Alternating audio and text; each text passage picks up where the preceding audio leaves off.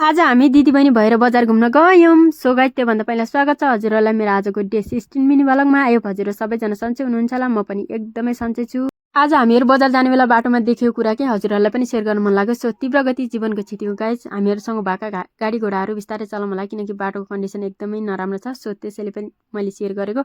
त्यसपछि गएँ म सानीमा ब्याङ्कमा मेरो चेक बनाउनु पर्ने थियो। सो त्यसैले गएर त्यहाँ सानीमा ब्याङ्कमा चेक बनाएँ। त्यसपछि म गएँ आँखा शिविरमा चाहिँ मेरो आँखा चेक गर्नुपर्ने थियो। आज चस्मा चेन्ज गर्ने बेला भयो कि भनेर गएका थियौँ, तर भएको रहेनछ। अनि त्यसपछि एकछिन आँखा शिविरको छतमा गएर एउटा यस्तो भिडियो खिच्यौँ, किनकि फोटोसोटो खिच्यौँ।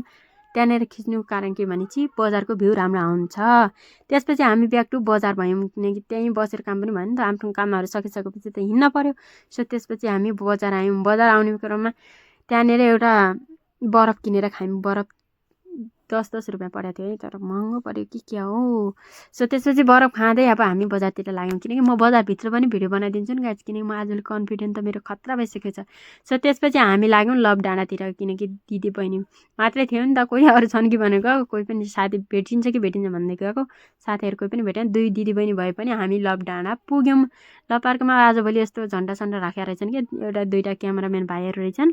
सो उनीहरूले चाहिँ झन्डा सन्डा राखेर त्यहाँ व्यवस्था गरेर चाहिँ यहाँ हेर्नु न लक्ष्मीको, तपाईँ कि लक्ष्मीको यहाँ पोज हेर्नु न, पोज। ओ माई गड, हेरिसक्नु छ र। सो त्यसपछि 1-2 पोज दिएपछि हामी ब्याक टु फेरि बजार भयौँ। बजार आइसकेपछि अब के खाम भइरहेको थियो। अब जेरी खाम भन्ने भयो दुई बहिनीको सल्लाह अनुसार।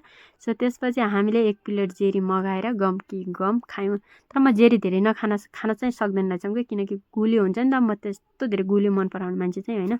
सो त्यसपछि जेरी खाइसकेपछि हामी लाग्यौँ घरतिर आउने बेला 2 दिदी बहिनी गफसफ गर्दै मजाले रमाइलो कुरा हाँसुरा गर्दै त्यसरी किन आइरहेको थियौँ। सो त्यसपछि म बस पार्कमा एकछिन बस्यौँ। अनि त्यसपछि फेरि फटाफट लाग्यौँ। मलाई भिडियो बनाइदिएन भनेको, बहिनीले भिडियो दामी बनाइदिएको रहेछ। त्यसपछि म घर आएर मम्मीले गेडागुडी बनाउनु भएको थियो। गेडागुडी र खुट्टा सुट्टा खाएँ। अनि गाइस यस्तै भयो आजको लागि, यति नै, बाई बाई।